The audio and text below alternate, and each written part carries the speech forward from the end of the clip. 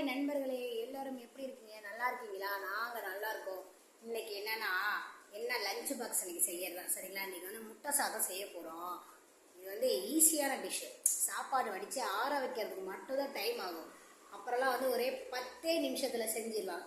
ஈஸியான டிஷ்ஷு சரிங்களா? ஸ்கூலுக்கு பசங்களுக்கு ஈஸியாக செஞ்சு கொடுத்தலாம். பசங்களே விரும்பி சாப்பிடுவாங்க. வாங்க எப்படி செய்யலான்னு பார்க்கலாம். சாதம் இப்போ வடித்து பாருங்கள். ஆற வச்சாச்சு. இது நல்லா ஆறணும். ஆறுனதுக்கு அப்புறம் தான் கிண்டுதான் நல்லா டேஸ்ட்டாக இருக்கும் சரிங்களா? வாங்க எப்படி செய்யலான்னு பார்க்கலாம். எல்லாம் பாருங்க, என்னென்ன பொருள் ரெடி ஆயிடுச்சு. இது சாதம், வடித்த சாதம். இது 2 ஆனியன், இது ஒரு குட்டி தக்காளி, 2 எக்கு தான் இன்றைக்கி போட போகிறோம். இது கறி மசால் தூள், தனி மிளகாய் தூள், இது பெப்பர். நான் சிம்பிளாக அதை டிஷ்ஷு செய்ய போனேன் சரிங்களா? இது இஞ்சி பூண்டு பேஸ்ட் ரெடி பண்ணி வைக்கல, அதனால் கடையில் வாங்கிட்டு வந்தது. ஓகேங்களா? சால்ட்டு. வாங்க எப்படி செய்யலான்னு பார்க்கலாம். வாங்க பற்ற வச்சுக்கலாம்.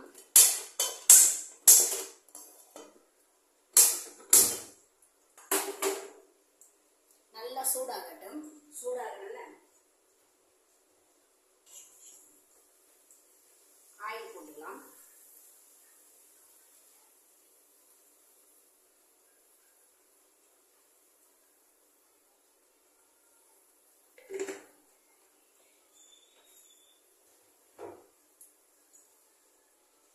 ஆயில் நல்லா சூடாகட்டும்.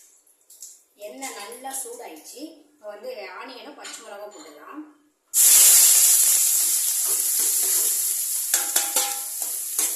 நல்லா இது வதங்கணும்.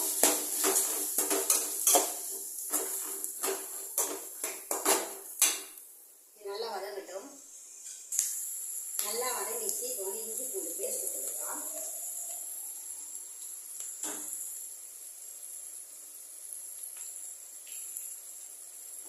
நல்லா வதக்கிக்கலாம்.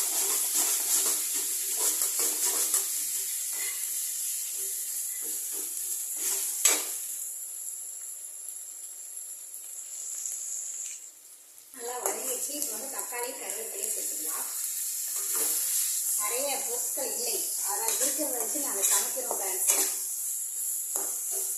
தக்காளி நல்லா வதங்கட்டும். இதுக்கு தேவையான உப்பு போட்டுக்கலாம்.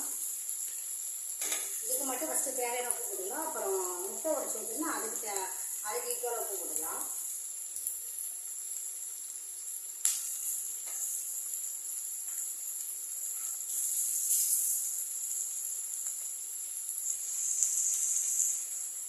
நல்லா வதங்கிடுச்சு. மசாலா ஐட்டத்தெல்லாம் சேர்த்துக்கலாம்.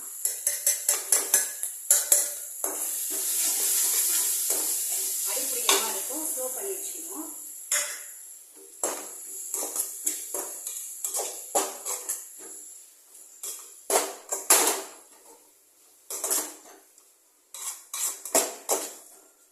பச்சை வாசனை போகிற வரை நல்லா வதங்கணும் சரிங்களா?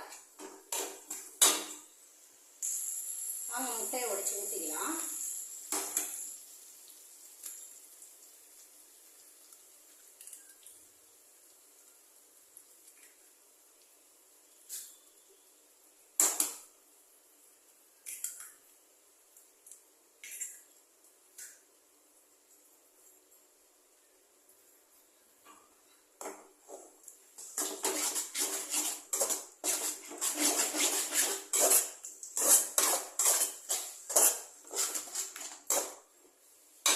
கொஞ்சம் சால்ட் போடலாம்.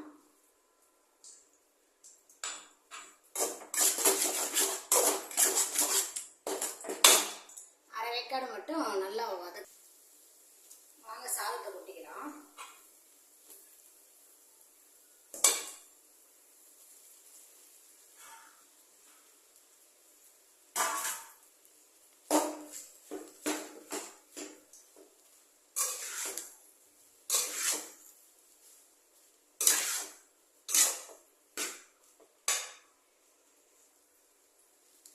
நல்லா அனல் அதிகமாக வச்சு நல்லா கிண்டணும் நண்பர்களே. அப்போ தான் இந்த டேஸ்ட் எல்லாம் நல்லாயிருக்கும்.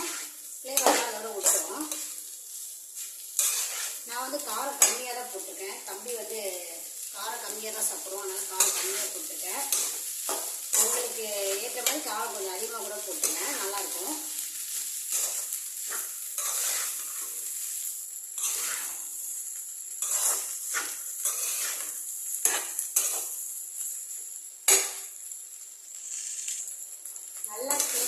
விட்டுணும் நண்பரே, சரிங்களா? அப்பதான் நல்லா டேஸ்டா இருக்கும்.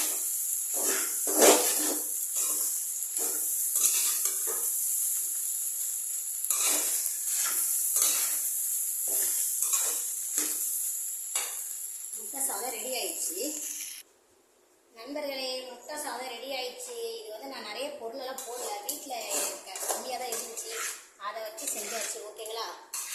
சூடு பறக்குதுங்களா? வாங்க தம்பிக்கு சர்வ் பண்ணலாம்.